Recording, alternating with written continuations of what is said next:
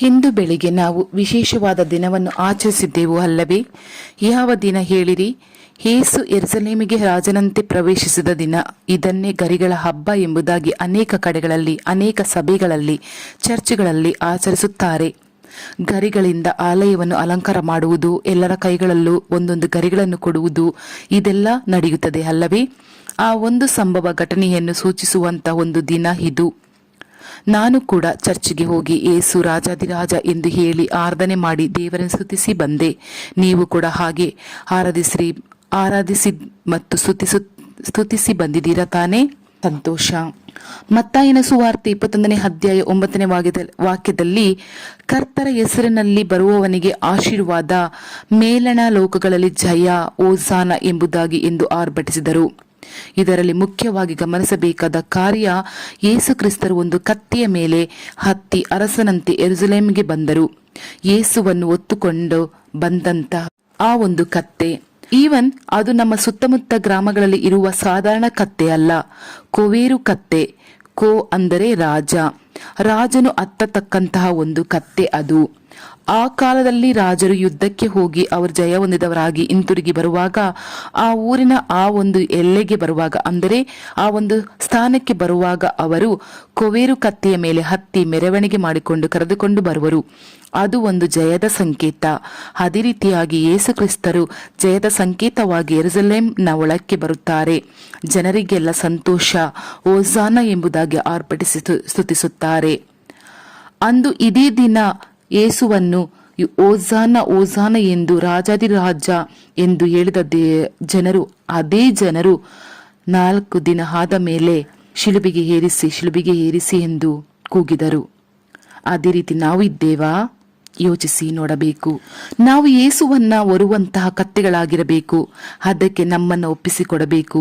ದೇವರೇ, ನಾನು ನಿಮ್ಮನ್ನು ಹೊರಬೇಕು, ನನ್ನ ಜೊತೆ ನೀವು ಇರುವುದನ್ನು ಇತರರು ನೋಡಬೇಕೆಂಬುದಾಗಿ ನಾವು ಪ್ರಾರ್ಥನೆ ಮಾಡಬೇಕು. ಅದರ ನಂತರ, ಅಂದರೆ ಕತ್ತೆಯಿಂದ ಇಳಿದ ಮೇಲೆ ಯೇಸು ನಡೆಯುವಂತ ಒಂದು ವಿಷಯ, ಯೇಸು ಬಂದು ಈ ದೇವಾಲಯವನ್ನು ಶುದ್ಧೀಕರಿಸುತ್ತಾರೆ. ಅಲ್ಲಿ ನಾವು ಬೈಬಲ್ನಲ್ಲಿ ಓದುವಾಗ, ನನ್ನ ಮನೆಯು ಎಲ್ಲರಿಗೂ ಪ್ರಾರ್ಥನಾ ಆಲಯವೆನಿಸಿಕೊಳ್ಳಬೇಕೇ ಹೊರತು ನೀವು ಕಳ್ಳರ ಗವಿ ಮಾಡಿದ್ದೀರಿ ಎಂಬುದಾಗಿ ದೇವಾಲಯವನ್ನು ಶುದ್ಧೀಕರಿಸಿದನು. ನಮ್ಮ ಶರೀರ, ನಮ್ಮ ದೇಹ ದೇವರು ವಾಸಿಸುವಂತಹ ಆಲಯ. ನಮ್ಮ ಶರೀರ ಶುದ್ಧವಾಗಿರಬೇಕು. ಇದರಲ್ಲಿ ಅಂದರೆ ನಮ್ಮ ದೇಹದಲ್ಲಿ ಹೊಗೆಸೊಪ್ಪು, ನೆಶೆ, ಧೂಮಪಾನ, ಮದ್ಯಪಾನ, ಡ್ರಗ್ಸ್, ಕೈಗೆ, ಕಾಲಿಗೆ, ಮೈಗೆ ಮಚ್ಚೆ ಹಾಕಿಸುವುದು, ಯಾವುದೇ ಪಾಪಗಳನ್ನು ಇದನ್ನೆಲ್ಲ ತಂದು ನಮ್ಮ ಶರೀರವನ್ನು ಒಲೆ ಮಾಡಬಾರದು, ಅಂದರೆ ಡರ್ಟಿ ಮಾಡಿಕೊಳ್ಳಬಾರದು. ಹಾಗಾದರೆ ನಮ್ಮ ಶರೀರವಾಗಿರುವಂತಹ ದೇವರ ಆಲಯ ಶುದ್ಧವಾಗಿರಲು ನಮ್ಮನ್ನು ಅರ್ಪಿಸಿಕೊಟ್ಟು ಪರಿಶುದ್ಧವಾಗಿರಬೇಕು ಎಂಬುದಾಗಿ ಯೇಸು ಹೇಳುತ್ತಾರೆ. 2ನೇದಾಗಿ ಕಾರ್ಯ ನಡೆಯುತ್ತಾ ಇದೆ. ಅಲ್ಲಿ ಒಂದು ದೇವಾಲಯದಲ್ಲಿ ಯೇಸು ಶುದ್ಧೀಕರಣ ಮುಗಿಸಿದ ನಂತರ ಅಲ್ಲಿರುವ ಕುರುಡರು, ಕಿವುಡರು, ಕುಂಟರು, ವ್ಯಾಧಿಸ್ಥರೆಲ್ಲ ಬರುತ್ತಾರೆ. ಯೇಸು ಎಲ್ಲರನ್ನು ಗುಣ ಮಾಡಿದರು. ಈ ದಿನಗಳಲ್ಲಿಯೂ ಕೂಡ ಯೇಸು ಅನೇಕ ಕಾರ್ಯಗಳನ್ನೆಲ್ಲ ಮಾಡುತ್ತಾ ಇರುವುದನ್ನು ನೋಡುತ್ತಾ ಇದ್ದೇವೆ. ಎಲ್ಲ ಕಡೆ ಎಲ್ಲೆಲ್ಲಿ ಪ್ರಾರ್ಥನೆ ನಡೆಯುತ್ತಿದೆಯೋ ಅಲ್ಲೆಲ್ಲ ಒಳ್ಳೆಯ ಕಾರ್ಯಗಳು ನಡೆಯುತ್ತಾ ಇದೆ ಯೇಸುವಿನಿಂದ. ಹಾಗಾದರೆ ದೇವರಾದ ಯೇಸು ಈ ದಿನದಲ್ಲಿ ನಿಮ್ಮನ್ನು ಶುದ್ಧೀಕರಿಸಿ ನಿಮ್ಮನ್ನು ಗುಣ ಮಾಡಲು ಬಯಸುತ್ತಾರೆ. ನಿಮ್ಮ ಜೀವನದಲ್ಲಿ ಶುದ್ಧೀಕರಣ ಅವಶ್ಯ. ಚಿಂತೆ, ಅನವಶ್ಯಕ ಕಾರ್ಯಗಳು ನಿಮ್ಮ ಜೀವಿತದಲ್ಲಿ ಕಾಣಲ್ಪಡಬಹುದು. ಲೋಕದ ಆಶಾಪಾಶಗಳು, ಲೋಕದ ಮೋಹಗಳು ನಿಮ್ಮನ್ನು ಒಲೆ ಮಾಡಬಹುದು ಅಥವಾ ಡರ್ಟಿ ಮಾಡಬಹುದಾದ ಕಾರ್ಯಗಳು. ಯೇಸುವೇ, ನನ್ನನ್ನು ಶುದ್ಧೀಕರಿಸಿ ಪರಿಶುದ್ಧ ಮಾಡಿರಿ ಎಂದು ಕೇಳಿರಿ. ಸೌಖ್ಯ ಬೇಕಾಗಿರಬಹುದು, ಒಂದು ಬಿಡುಗಡೆ ಬೇಕು, ನನ್ನ ಶರೀರದ ರೋಗಗಳು ನೀಗಿಸಿ ಎಂದು ಕೇಳಿರಿ. ಅಂದು ದೇವಾಲಯದಲ್ಲಿ ಎಲ್ಲರ ರೋಗಗಳನ್ನು ಗುಣ ಮಾಡಿದಂತಹ ಯೇಸು ಇಂದು ನಿಮ್ಮ ಸಕಲ ರೋಗಗಳನ್ನು ನೀಗಿಸುವನು ಮತ್ತು ಆತ್ಮಿಕವಾದ ಆಶೀರ್ವಾದಗಳನ್ನು ಕೊಡುವನು ಹಾಗೂ ದೇವರ ಬಳಿ ಸದಾ ಇರಲು ಆಶೀರ್ವದಿಸುವನು.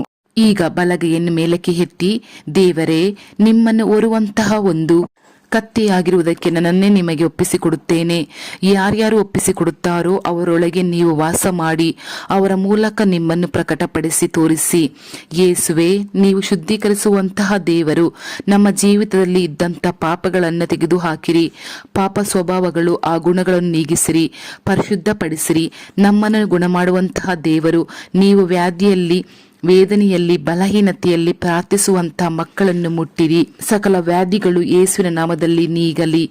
ಯೇಸುವಿನ ನಾಮದಲ್ಲಿ ಆಮೇನ್ ಆಮೇನ್ ತಂದೆಯೇ. Thank you Lord Jesus Christ.